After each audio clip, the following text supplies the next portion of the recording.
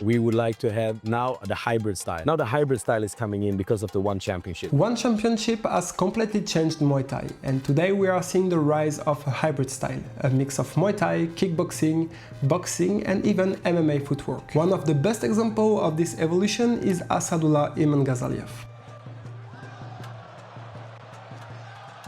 And behind part of that rise, there is Chris Forster, his coach at Venum Training Camp. You know, Asadula is special, you know. Me and him, we have a very good connection when we are training together. He always counts 150%, I always count 150%. What I wanted to understand in this conversation was the method behind it all. How Chris builds game plans, how he develops timing, why they put so much emphasis on fight IQ, sparring, or even creativity, and ultimately how Venum Training Camp trains fighters to perform at the highest level. Even my fighters who work, you can see all, Asadula especially, when they're working, they are faking before. They try to get a reaction. You don't only fake once, you can fake 1, 2, 3 times.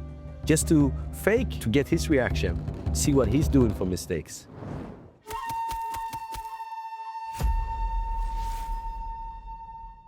So as you told me, you're from Sweden, right? Yes, sir. Born and raised in Gothenburg, Sweden. Yes. My father is from the Gambia. My mother is from Eritrea. So a mix of the both, the West and East together. So it's a good mix.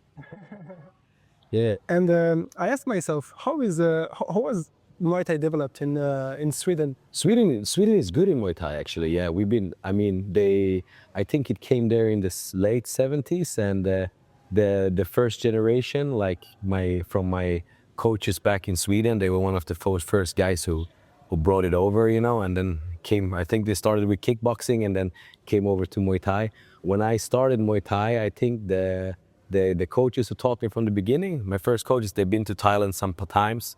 Some guys had been competing, and then I learned from them in the beginning. And then I think I just trained first for, I think, a year. And then the first time I went to Thailand, then when I was 14 years old. So you started at 14 years old? Or not, 13, yeah, 13. 13, yeah. 13 years old, and then first time I came to Thailand when I was 14. Yeah, and do like coming back and forth. 14, I was here until 14, back and forth until I was 17 and a half. And from there, that year when I graduated my high school, I've been here temporary. Okay. So, yeah. And so at that time, your goal was to be a fighter, right? Yeah, I always had a dream to become a champion, you know, and all my friends in my neighborhood in the beginning, they were laughing at me. It's like, oh man, you're never going to be a champion, you know. And I think I took that thing too good, you know. We always should take something bad into something good, you know. And if people doubt you, we're going to come to it later in the conversation too. I think when people doubt you, you have to show them the opposite. So I just did when they asked me, like in school, in high school, everyone, they ask you, what is your plan for your future? You know, I'm going to be a Muay Thai world champion, you know. That was my goal since I started Muay Thai. And you succeeded it, right? Yes, sir. I succeeded. I became a world champion in 2008. I won my world title. Okay. And then before then, I had 2 Swedish titles, 2 Scandinavian titles, 1 European title, and I had 2 titles for the King's Birthday in Thailand too. So what kind of fighter you were? My style before, to be honest, I wanted to be a Muay Thai. I wanted to be a technical fighter. But when I started to fight in Thailand, around in northeastern Thailand, in Isan and in south of Thailand, and when I came to start to fight in the stadiums, I couldn't have that femur style with fighters here because they were much better with me in femur style. So my coach here, he's changed it because in my gym before in Solvarapin, we had some champions there before who was really Muay Khao, and I always been strong in the clinch, so we changed it to more of a Muay Khao clinch style then. So Muay Khao is clinch, knee, clinch. Elbow as well? Yeah. I was good with the lock, you know. You're moving forward, you're kicking, and you go in the clinch, and you knee. That was my style to before. Yes. Okay. And so, at what age did you become the champion? When I was world champion or first time champion? Well, I was 24. Okay. 24. But you stopped Muay Thai? When I was 25. Yeah. Yeah, that was very stupid of me, you know. Yeah, I was young. And I felt that, I thought that I was flying, you know. I thought, oh, I'm a world champion. I'm the best, you know. And later what happened then was that I you cannot blame anyone, you know. Before I used to blame others, but now you just blame yourself, you know. I came into a stupid type of lifestyle that I think 15 years of hard training just went down in 6 months of bad life. So that's very important. That's why I'm very not worried, but I'm very strict with all fighters. I want them to have a good discipline, good training, you know. After the fight, you can go a week, you can go do what you want, holiday, whatever, but then you have to keep yourself in the gym with good habits, you know. Yeah. You know, that's very important. I think that it's the most important and also hard thing about Muay Thai is consistency over the long run. Yeah. There you go. Consistency is the most important thing. And I feel that as a coach as well, because I feel like there are great coaches in the world who are much more better than me, but I feel that I have a good consistency with my work, you know. I'm just going. There is a saying in Thai, it's called Tham Gun Di Kwa Khat. Yeah, Tham Gun Di Kwa Khat. It means like better to do too much than too less. Okay. Tham Gun Di Kwa Khat. So it means you do something more than you do something less. And this was my mentality when I was a fighter before. If there were some guys were doing 200 sit-ups, I was doing 300 sit-ups. They were doing 300 knees, I was doing 500 knees. I was always pushing myself and I was training harder, you know. Maybe not the smartest way, but it worked well for me, yeah. And so what's motivated you to come back to the game and to coach? You know, when I retired from fighting, I think a year after I retired from fighting, it's actually a funny story. The old Lumpini Stadium, not the new one, the old Lumpini Stadium, it was in Palamsi, in Brahma 4. It's like a legendary stadium, you know. It's the old Lumpini Stadium. It was made of wood. Everything was so much different. The atmosphere, the gamblers. When you were fighting, it was just, like French people say, magnifique, you know. It was perfect. And during that time, it was, if you brought people to the stadium, yeah, you brought people to the stadium and they bought a ringside ticket, you could get like a, how do you say, in Thai they call it kahua, you can get like a, how do you say in English, like a permission, like if you go buy the ticket, they will give you 400, 500 baht, right? And that time I've always been speedy in my head. And my gym, Solvarapin, that time, it was close, very close to Khao Road. So there was a lot of people who were there. And when I was fighting, before the fights, we used to bring a lot of people to the stadium and they used to like pay for the ringside tickets and we used to get like 400 baht, 500 baht, me and my coach and some guys from the team, yeah. During this time, there was some people who were working security in the Sanam Muay, in the Sanam Muay means stadium, in the Lumpini boxing stadium. There were some people who were working there, security, and then they could see, oh, this guy, he's good with people, he can speak English, he can speak Thai, you know, they saw it interesting. So they approached me and they say, hey, would you like to work with us and stuff like that. During that time, I felt like, no, I have to fight, you know, and my boss from the gym, she didn't let me go out. But a year later, after I retired, I was like thinking, what am I going to do now, you know? You know what I mean? So I contacted them and that's how I came into the security, to work security in the nightclubs. That's what I was doing later. And I had some connections from Sweden. They were going to do a concert here in Thailand. There was, I don't know if you heard about DJ Tiesto and DJ Tiesto, and then you have DJ Avicii. Yeah. Yeah, One of the most famous in the yeah, he passed away already, but that time they were going to do a concert and they needed to have manpower, security. And normally the people who work in the boxing stadium who do security, they're normally army, so that you can bring a lot of people to do the security. So they needed around maybe, I don't know, 30 guards, 40 guards. And due to that, we could make that connection. And after that, they felt like, okay, you can continue working. We're going to open a nightclub here. And from there, I just worked myself up there too. So I worked myself from checking the bags. I came up to become a head of security. Yeah, but during that time, I was still doing pad work, coaching a little bit. I was coaching, like I was holding pads in gyms like twice a week, but not serious, you know, just a little bit. And every time people were telling me, hey, you should be doing this, you know, you should be a coach, you know, you're really clever, you know. I didn't really think about it, but then later when I felt like, you know, when you grow up and you see that, you know, you cannot live the nightlife all the time, I just felt like maybe it's better for me to try something new, you know. And then I started to do coaching, and and it's been going quite well. So Yeah. yeah, yeah. And so that's why, that's how you find the motivation to come back. Like, Yeah. I think in life, I think everyone in life, you need to have, if you've been like me, I'm a very happy and nice guy, energetic guy, right? But sometimes, you all come into bad stuff in life. And I think sometimes people don't understand how far you are going until you get burned, And this is something I used to say.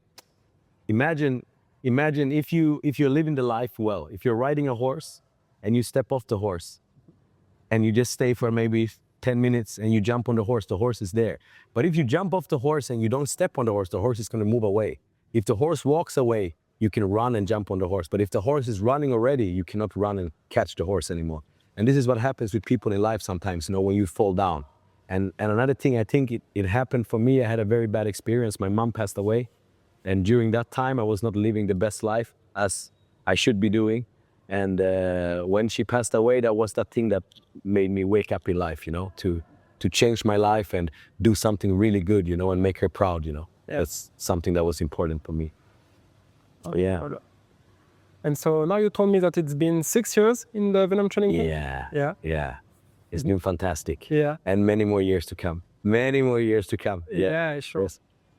There is something that I feel that it's amazing here is that people who train here come from all around the world. Yeah. Like there is Europeans guys, Thai of course, Caucasians, Russians. Yeah. And I ask myself how you as a coach, you create like a common culture with all of these like different people. I think I have to, about this I have to thank my parents again. Because when I was young, they were very letting me socialize. I was asking, when I was with my mom, we were traveling, maybe going to an airport or something. I was asking her, why is this people different? Why is this different? And she said, ask them, And I've always been talkative and, trying to learn about people's cultures. And where I'm from, in my city, is very multicultural. You have people from all over the world. So I think when people come here, it's a big melting pot. You have people from all over the world. And I think it's nice because all the cultures meet together and, different cultures bring different things, And this comes with fighting too. Some guys, they have this type of style. That's thing I think that makes Venum unique, Venum Training Camp unique because we have people from all over the world, and we just we come like a chain, we meld well together as a chain, and yeah, it's really good. I know that you talk also Thai with your fighters. Yeah, a lot. I speak a lot of Thai because I've been here it's more than 20 years now.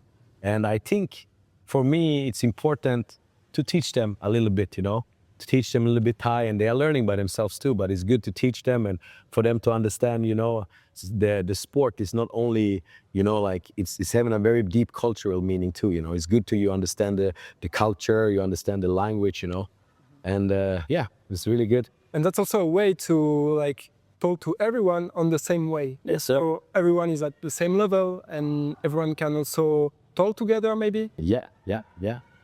You told me about it's a concept or just a word I don't know in Thai. Yeah. Just before.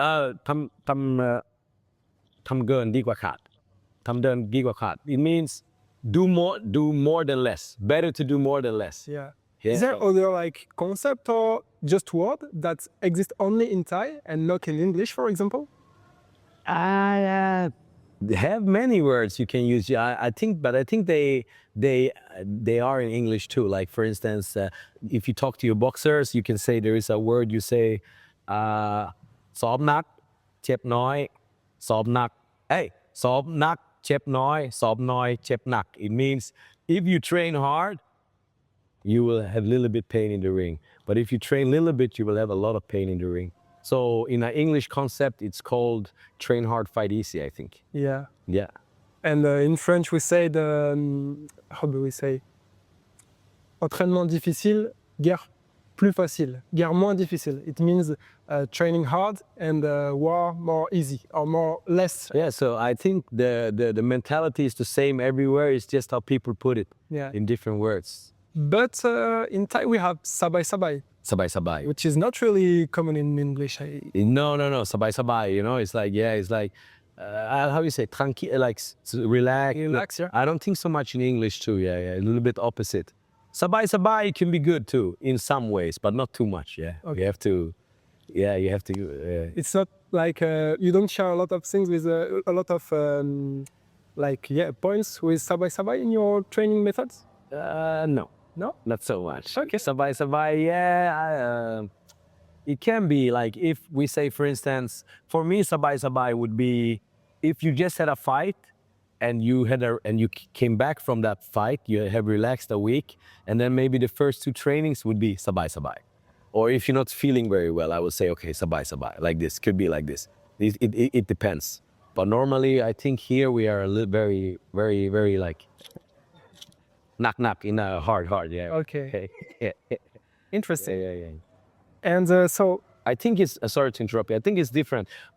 I think my style too, when I was fighting before, when I was training, when I was younger, I was very pushing with the training. So I think it's about it depends where you are, what gym and what coach, you know, if he wants to be sabai, you know. Sabai could be too if you are training and you want to relax, if you're too like this.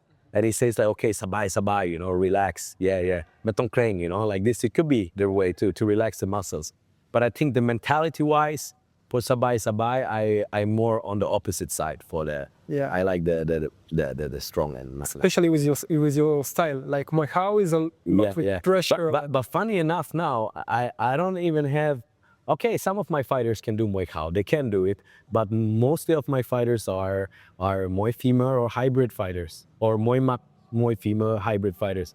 Because I think Mehdi, my big brother, I think this is what we are developing here at Venum.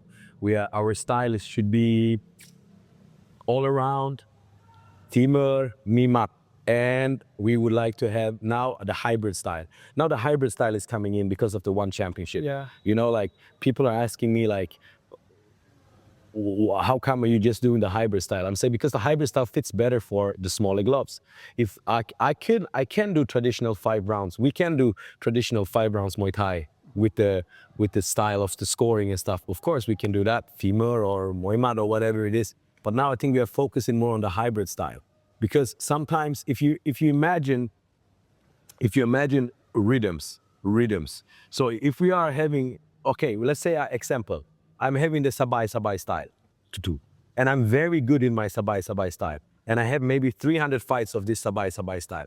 Then, for me, who doesn't have so many fights, or for me to break that rhythm, so if instead of sometimes going beat, doom, sometimes you need to go you have to go offbeat to break the rhythm of the opponent. You understand? Of course. And what people do, not a mistake. This is very good. You look how other people do, and you learn from other people. That's very correct. But I think something what people forget is that you have to try to understand why. Why are they doing this? You know what I mean? Yeah. Why is he doing this? You know, this is what people, because I'm so deep, you know, when you want to be the best, or you want to be one of the best, you need to be so deep, so focused, so like I don't know to say psychopath, but not a little bit, you know, crazy mental in your work. You have to be obsessed. There you go, bro. Obsessed. You need to be like so obsessed in it, and nothing can stop what you're doing. You are on a mission, and the mission always goes. So for instance, I work with my boys. I say, okay, we have a mission now. We have somewhere to go, but this mission is like we're climbing one mountain, and then pop, there is another mountain to climb. The mission never stops, you know? Yeah. The mission never stops, and we always learn, and we always get better, And about when you are focusing in what you're doing, it's very important to understand why is he doing this, you know? Why is he, like, for instance, if we go back to the classical fighters, for instance, okay, we say like in the golden era, okay, why was Pima, why was Samad tipping like this? Why was he so good with this, you know? Why was Samran Sako, Samsanisan, why was he moving forward and punching like this? You have to try to understand the styles of the fighters, you know, and all the good fighters try to understand their style and why they're doing it, you know? Okay. This is what I'm doing too with my own fighters, you know? When they are fighting after the fights, I used to watch, you know? Even we have a good KO, I used to watch and I'm trying to understand. Okay, normally I understand what they're doing because we did it in a game plan before, right? But I'm still trying to see, you know, some things, what is good, what was bad, you know? Or sometimes what is good and what could be better, you know? And then later you work on what could be better too, you know? Yeah, it's very interesting. Very interesting. Yeah. And how do you define the hybrid style? So The hybrid style, I would say a mix of everything. I would say a mix of Muay Thai, of course. Muay Thai has a majority, of course. Muay Thai, you have a kickboxing in there. You have like Dutch kickboxing. You have Japanese style. You have Russian footwork. You have all good things. Western boxing as well? Yes, of course, Western boxing. And you even have, you know what? You have MMA footwork because they've been doing the smaller gloves longer than we have been doing the smaller gloves. So this is things you have to, I would like to show you so many things. There is things that you can improvise in the style. And then you could see like, then I think when you're a coach, if you've been fighting yourself, you have to be thinking, what would be uncomfortable for me? What would be difficult for me to face, you know? You know what I mean? Especially when you have small gloves. Like a very easy example. A very easy example. If I was fighting 5 rounds now, or I was fighting classical Muay Thai 3 rounds, we say with big gloves, for instance, and they have the points.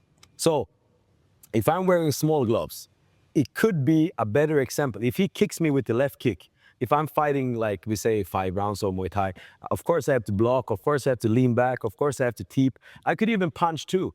But if you know that the guy is punching, maybe he's dropping his left hand, you can use your hand because that would be a more easier way to KO the opponent, you know? Yeah. Yeah. You did the game plan like that, right? I don't know which fighter. I have quite many like that though. Yeah. Yeah. Like middle kick, Yeah. and then step in and hook from like the opponent. He did middle kick. Yeah. And your fighter, he did like step in. And left hook. Yeah. We have that one. That was a very nice KO. Yeah. I think that time, who was that?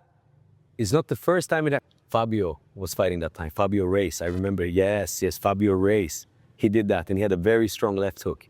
That's a very nice technique, you know?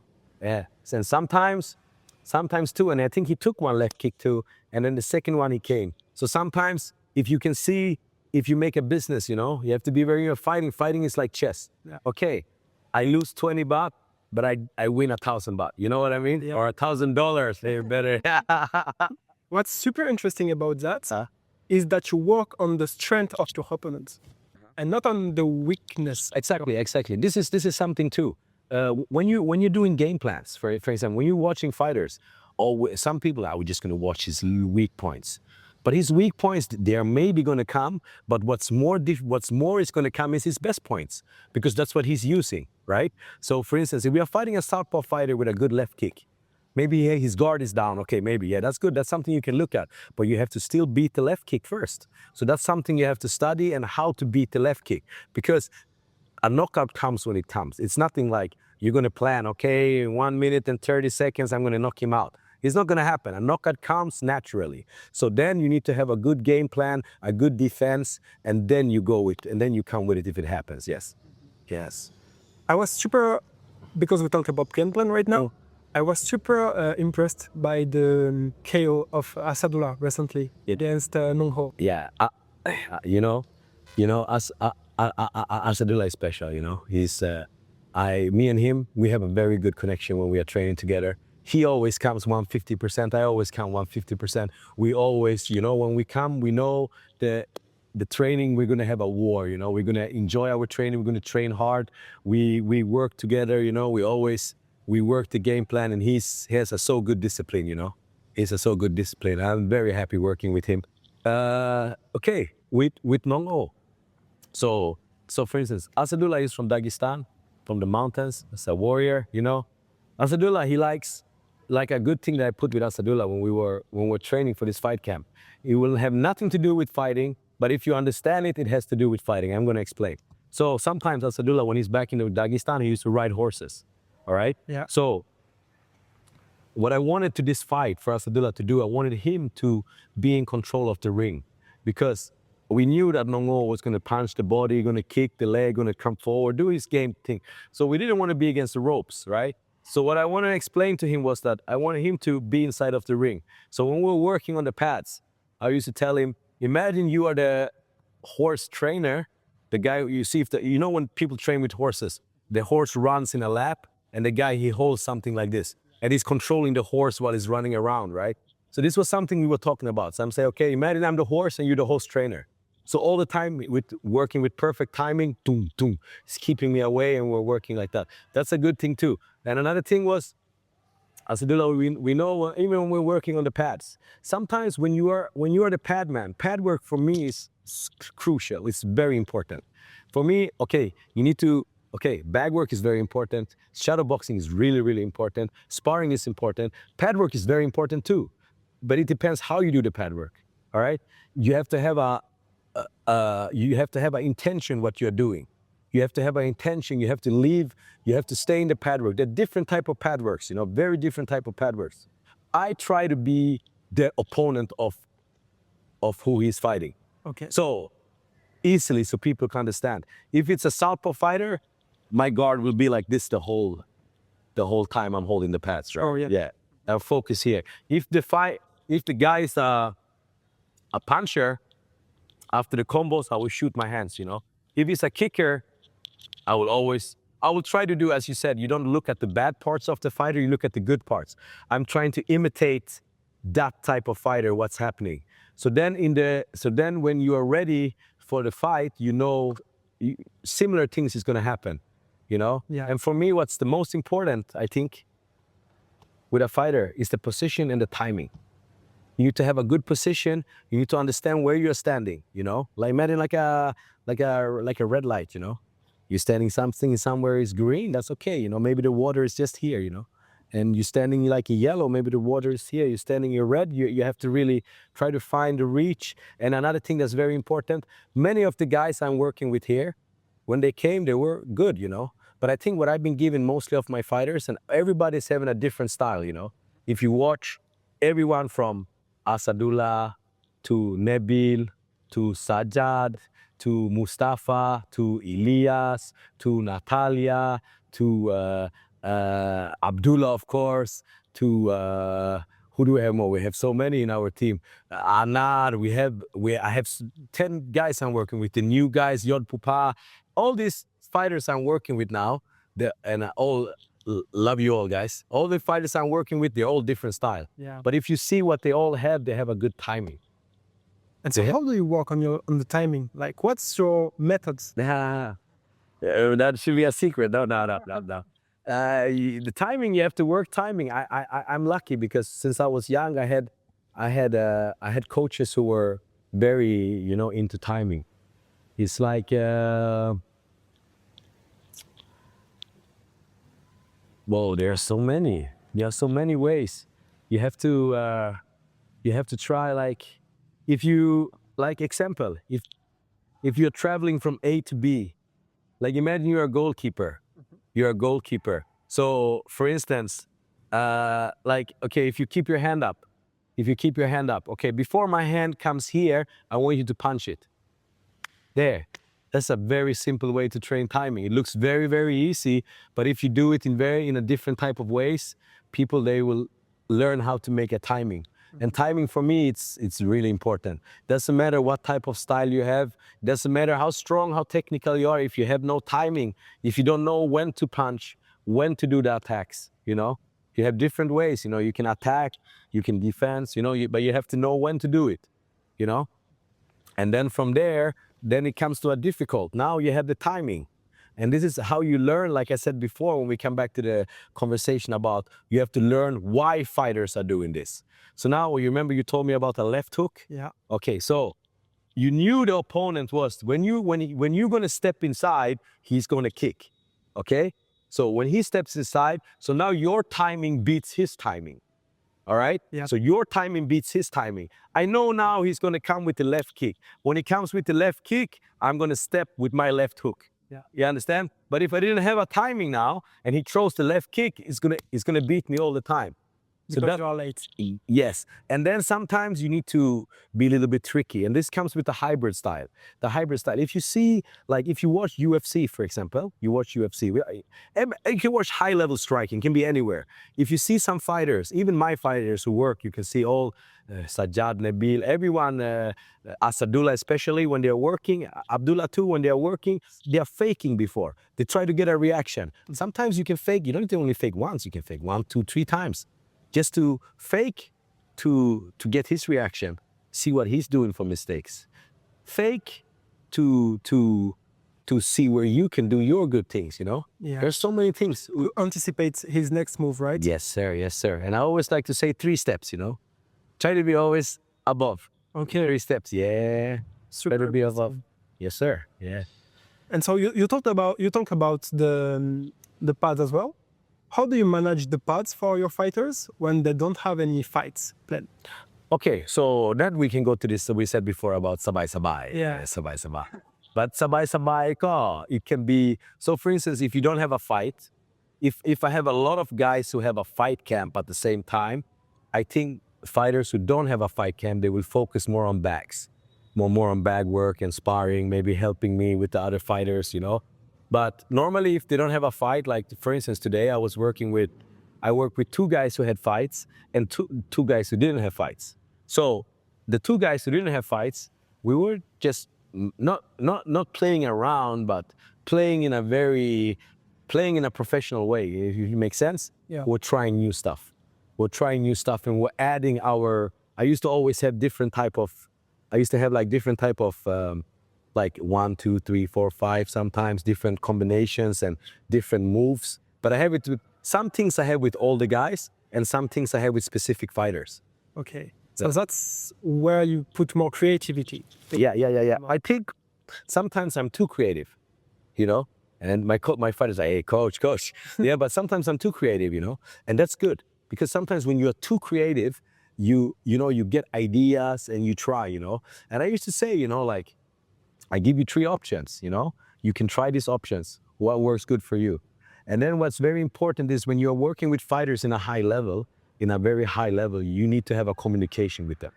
You need to have a communication. Because I used to do tests in the morning, you know, when all the fighters are running and I show like 4, 5 different techniques, okay? I show them 5 techniques. And then afterwards, in the end of the training, they have to stay in the middle. And they have to show the technique. Like, Can you explain again? Sorry. okay, so for instance, like I will teach techniques in the morning. Like if you do a drill, like for instance, how to counter the jab, and I will give you 5 different ways. Like, and then they will do 1, 2, 3, 4, 5, like different. Some guy will maybe do a teep. Some guy will maybe counter with the elbow. Some guy will maybe left kick. Some guy will maybe calf kick. And then later, when they're training all these 5 things, I will let them go in the middle and show what they've been training. And you will see that it's not a guy who does the same thing. What I'm meaning with that is that all fighters are different. And that's why it's important for a coach, if you're working with a lot of fighters, to try to see what will work good for them, you know? Sometimes you can just ask if you're working, like I'm working pads, I throw my right hand, for example. Maybe one will do a high kick. Maybe another guy will punch.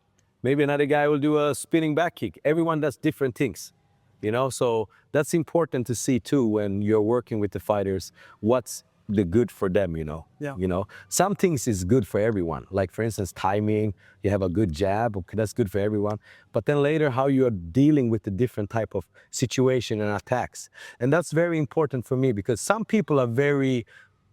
coaches are very good. Like for me, I'm not very microdose coaching, you know. I don't even, you know, if you're there, you know, coach every single step they're doing, you know, if they're not beginners. Because when they are in a high level, you have to coach situations instead. What are you doing in this situation? How are you defending in this situation, you know? Always have a better everyone is good in attacking, but you have to have a good defense too. That's important. Okay. That's important too, yeah. And try to teach them like guiding more than microdosing, like saying, okay, every second, okay, now turn to the left, punch it, instead of moving, okay. Now the situation now is punching to your body. How are you gonna do that? You know what I mean? You try to make a situation so they can defend themselves and learn from that situation. So instead of saying, as a coach, you can never tell somebody, like, for instance, if you have a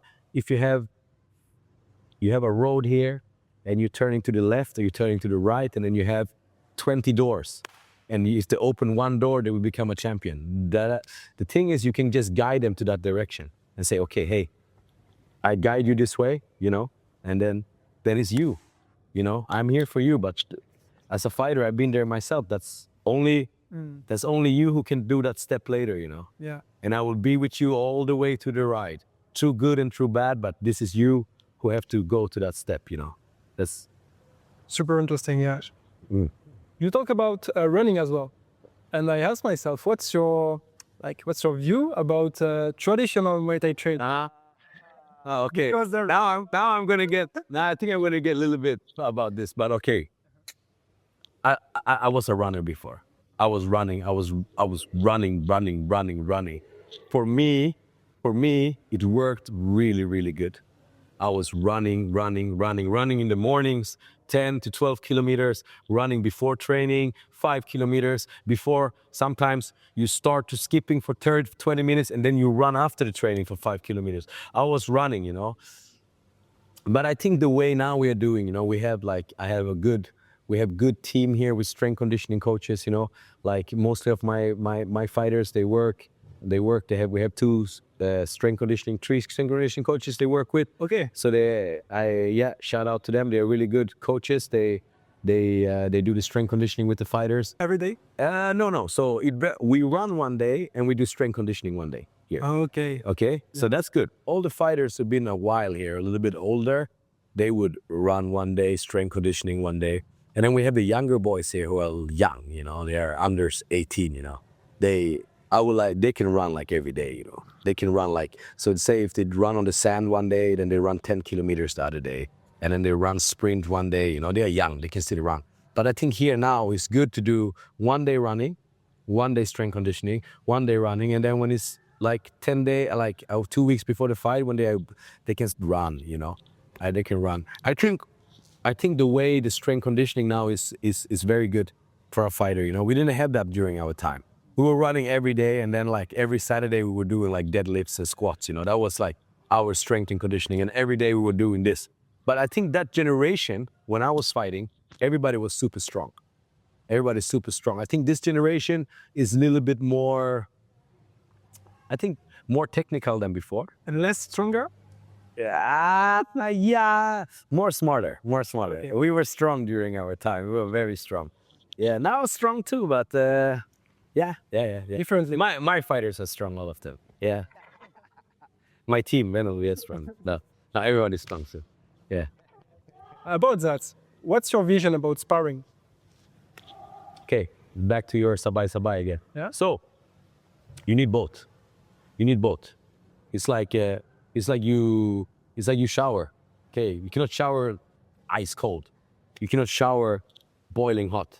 Boiling hot, you're gonna burn yourself. Ice cold, very ice cold, you're not gonna get good if you don't take an ice bath. But I mean, taking a normal shower. So you have to always have a balance. So for me, you need to do. Sometimes we have some days we work very light, just tactical.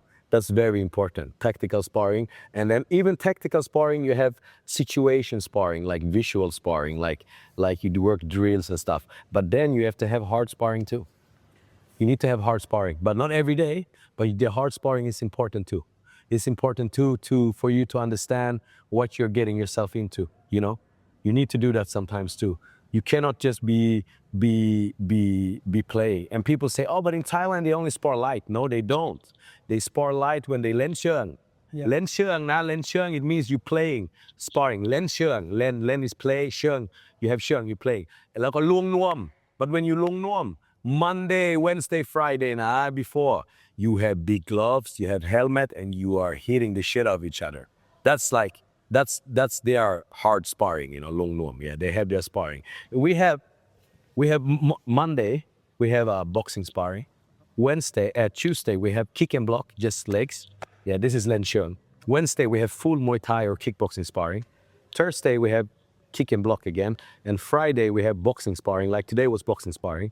Then we did like a shark tank. Yeah, we put a shark tank. We have like one guy is in the ring and he works like for 5 minutes, and then new fresh guys comes inside. That's really good. Crazy. Okay. Yeah, that's very nice. And it's Only boxing, right? only boxing, yeah.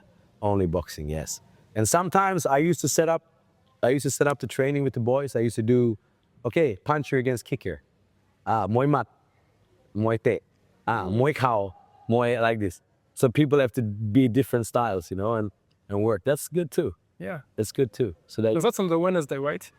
The mix. the mix then is sparring. By sparring. But Mehdi has a very smart setup. Mehdi, we always spar, like he spars for like, it's a reset, you know, what we are working. Okay, like for instance, if one of our guys are having a fight, so all the guys who spar with this guy have to try to imitate that opponent. Same as I did on my pads before. Yeah, like I do on the pads. Okay. So I'm trying to be that guy, you know. Yeah. Okay. And is there also some palm session Yeah, every day. every day? Pump every day. Every day. How many minutes? In the Kai Moi we have, I think, 30 minutes every day. Yeah. Okay. Yes. So that's good. Yeah. It depends. Like some gyms before, like I was a Muay Khao, I was clinching 40 minutes, 50. I was clinching a lot. I was clinching before. And even when I was doing the pads, like we say, if I was doing 6 rounds, 2 of those pads rounds were only like locking the neck, you know. That was from during my time. I saw a video about one of your class, I guess, Yeah. where you like put your fighters on the ground Yeah. and do like palm session, but just like this, you see? Yeah. You know why? Because if we are sitting close to each other here, some people when you work, then you get the arms. You try in Thai it's called like hand, or you know, when you are like hand, you're moving your arms. This was from the beginning, because otherwise, when I work with some people, that like especially if they are beginners or even kids, everyone is focusing on the jinu, on the knee. They want to just knee, and they're not standing right with the legs. But important to come up with the shoulders. Use your shoulders, use your arm, you know. And when you're wearing gloves, you cannot grab somebody like this. You have to use your wrist more, you know. Yeah. So that's another way we used to do here with Mehdi. We used to have a tennis ball. You can hold a tennis ball in your hand. Okay. And you can, During the clinch? yeah, sometimes just to learn, like if people learn how to use their arms. I had so many ways. But is it like for learning how to do clinch, or is it also for your fighters, like professionally? Yeah, but mostly the professional fighters who work, they can clinch. You know, they know how to clinch. Yeah, sure. Yeah. But as you're correct, you never learn. You never learn enough. You have to always learn more. You know, you have to always learn more. And then it's so different type of styles in gyms. You know, some gyms, like if there's like a fully Muay Thai gym, yeah, then you have to focus on that. And if it's typically like a Muay femur, Muay mat, they will be a little bit focused on different parts of the training. There is maybe a last question I have for you. You told me about the fight IQ, that you try to teach to your fighters to improve their fight IQ. So, first of all, what is fight IQ for you? Fight IQ. It's a good question. It's good. I love this question.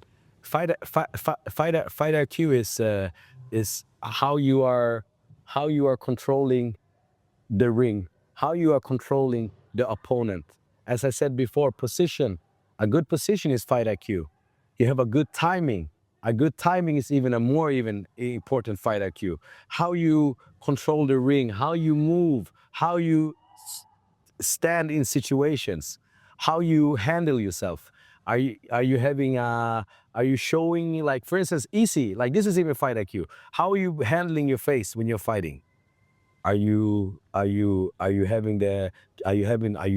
killering your eyes? Are you ready to go for attack? Or are you looking very tight? That's not a fight IQ too, you know. Fight IQ is different. How you handle yourself in situations.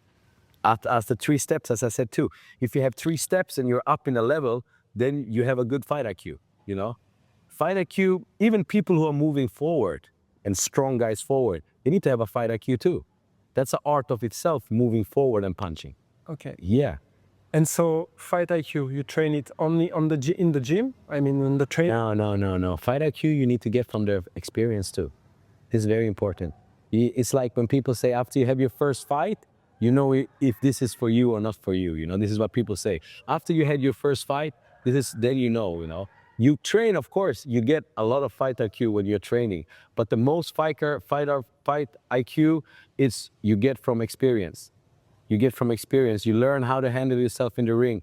Because as we came back, as we were discussing before, as I said, people are so much different in the world. Everyone works in a different way, you know. Maybe he likes to punch, maybe he likes to kick.